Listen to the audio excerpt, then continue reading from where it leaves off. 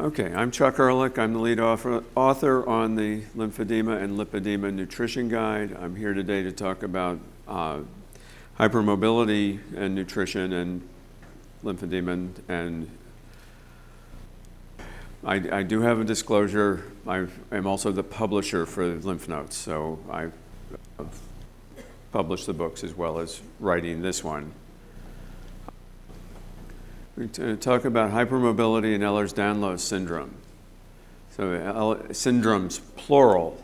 There are, in the new classification, there are 13 subtypes of Ehlers-Danlos syndromes. They're all heritable connective tissue disorders characterized by hypermobility, soft skin, skin hyperextensibility, easy bruising, chronic pain. But they have been reorganized several different ways over the years. In the new system, there are 13 subtypes. 12 of the 13 subtypes have defined genetic factors and causative proteins, and the exception is hypermobile EDS, which is what we're talking about. It's clear that the inheritance is autosomal dominant, but they have not identified specific genes. Diagnosis is based on signs and symptoms that are adjusted for age and gender, what's called the Beighton score, which I'll cover on the next slide. One of the things I find particularly interesting about this is that there are some studies show that trauma could be a triggering factor for this type of hypermobility, which really feeds into my suspicion that it's a combination of genetic and other factors, that it's not a simple genetic factor. So the Beighton score, which I am not competent to do, but it's a measure of hypermobility. That's a score on a range of 0 through 9 for each side of the body and the ability to stand over and put your palms flat on the floor. The interesting thing is that hypermobility is relatively rare overall. It's something less than 2% of the general population.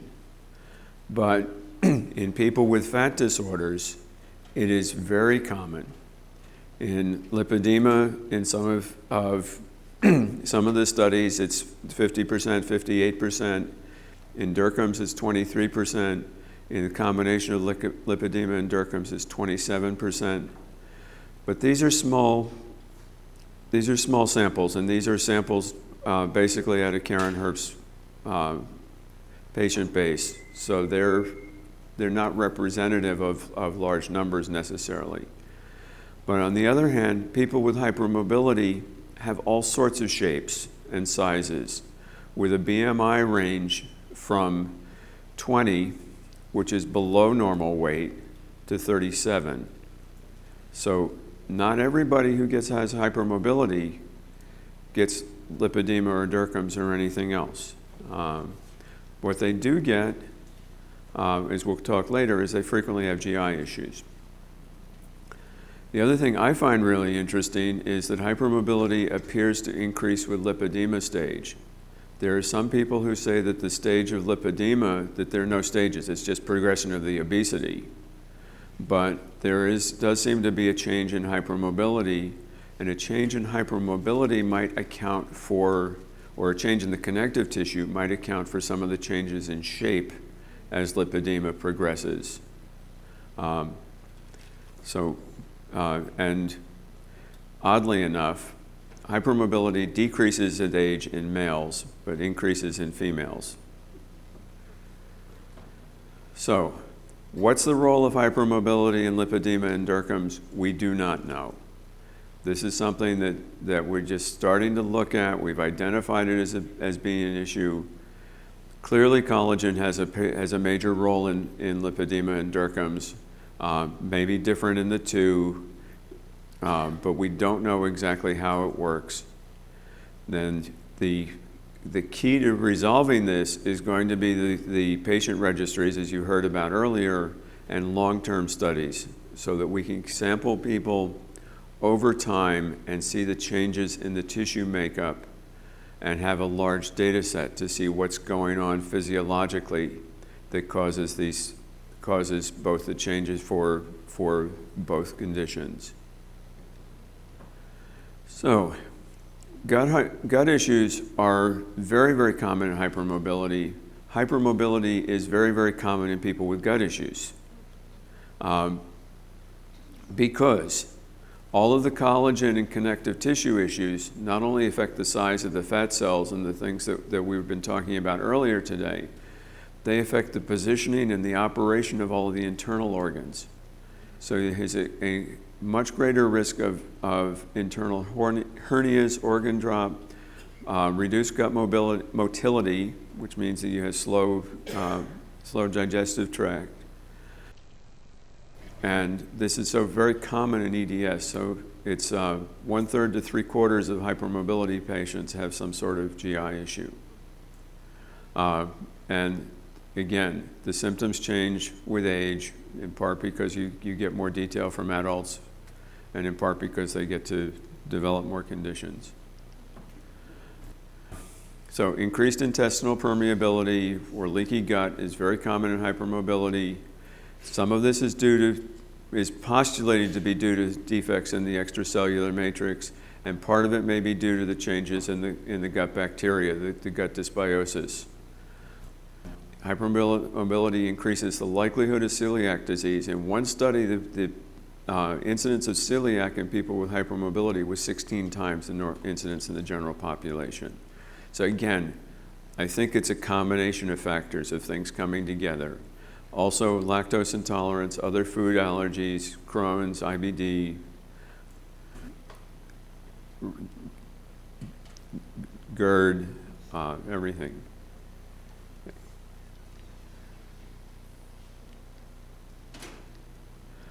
So, what does this mean? One of the things we say in the beginning of the nutrition guide is your mileage may vary. What's going to work for one person is not necessarily going to work for everyone. Hypermobility basically increases the range of individual variation in the way it affects the GI function. It does mean that you may want a GI specialist as part of your care team, and that food choices are important, and nutrition and supplements may be helpful. And we have some things. Overall, the nutritional recommendations for people with EDS are consistent with what we recommend in the Lymphedema and Lipedema nutrition guide. Avoiding gluten, which is found in wheat, barley, and rye, because of the increased incidence of celiac and other forms of gluten sensitivity. Celiac is only one of several forms of gluten sensitivity. And gluten amplifies other food allergies. It amplifies FODMAP sensitivity, it amplifies lactose intolerance. So getting rid of the gluten is basically a good idea for everyone. Also food additives, and I'll talk about Multidextran below, and there are many, and Multidextran is just one example of a polysaccharide class food additive. And people with hypermobility seem to do well by avoiding FODMAPs, or at least certain of the FODMAPs. These are short-chain carbohydrates that are poorly absorbed and get fermented. So fructose, lactose in dairy, which is found you don't get lactose in fermented dairy, but you get it in other dairy. Sugar alcohols, which again are food additives, fructose. And there is, if you have our nutrition guide in the shopping guide in the back, it tells you which foods are considered FODMAPs and tells you about the food additives. So the recommended eating pattern is primarily whole foods. And the whole foods may be the most important part because there's so much in manufactured foods. If it's not recognizable, if it's not something your great-grandparents would recognize as food, you probably shouldn't eat it. So you don't want manufactured foods, you want actual foods. mostly plants, variety of fruits and vegetables, fermented foods for healthy probiotics. Herbs and spices provide both flavoring and, you heard the presentation on herbs earlier, have health-promoting properties. You want to starve the lipedema and Dercums by minimizing sugars, and particularly fructose and the refined carbohydrates, and limiting animal products and high salt foods. You want the happy medium in terms of salt. You heard a little bit about sodium MRI and some of the salt distribution or sodium distribution issues earlier today. You want to keep your salt low, but you do need some salt. So you want about in the range of about 1 gram or 1.5 grams a day, because if you don't have enough sodium, your body does not work well. Okay, so primarily greens and beans, more colors and more varieties. Different kinds of plants have different nutrients. Fermented foods, particularly kefir and yogurt, unsweetened without added sugar. Soy that is minimally processed, that would be edamame, it would be organic tofu, things like that. Coffee and tea are good. Coffee is best, once or twice a day. On many of these things, you don't want to just keep eating continuously. That's also not good for people. Things that are good, you are allowed chocolate, particularly the dark chocolate with 70% or more cacao. We limit Brazil nuts because the selenium in high levels can be toxic. And we limit some of these other things. And you can have some red wine, but pay attention to the serving size, because some people think they have a glass of wine a day, but it's a water glass, not a 5-ounce glass. So we're advising to cut out the gluten, cut out the fried foods, the processed foods, all of the other unhealthy things. This is one that I want to talk about because it's not covered in the book. This is some newer research. It's Multidextran. This is a cornstarch product that is pre-digested starch. It raises the blood sugar very quickly. The gram-healthy bacteria in the gut love it, so they thrive, they reproduce, they produce more endotoxins, which is what does bad things, which is the driver of inflammation. But it also changes these bacteria, and it makes these bacteria adhesive and invasive, so they can colonize the small intestine rather than just passing through with the food as they should normally be. And so you get many more bacteria. They can invade, they can go into other body systems, they can invade macrophages and replicate within the macrophages, which means that not only do you have these extra bacteria shedding endotoxins, but it also means that these macrophages that have been hijacked by these bacteria don't do the macrophage job of fighting infection. And this is linked to dysbiosis, gut permeability, ulcerative colitis, Crohn's, the same thing. So, one possibility is that maltodextrin and other food additives are a major factor in this. Okay, supplement recommendations for hypermobility. I'm going to summarize some of the recommendations out of the Castori article, but you should see the article because there are some caveats that go with these. And they are divided into two parts because osteoarthritis is a frequent complication of EDS. That's the next slide, and hypermobility is the one after it. So although they list this for osteoarthritis, omega-3 is good for many things, as are the vitamin C, D, and many of the others that are on here. The glucosamine chondroitin hyaluronic acid is more specific for arthritis.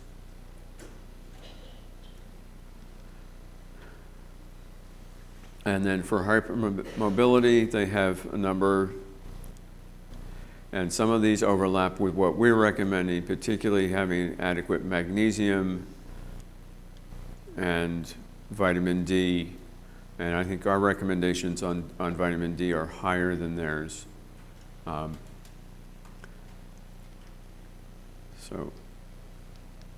Okay, now.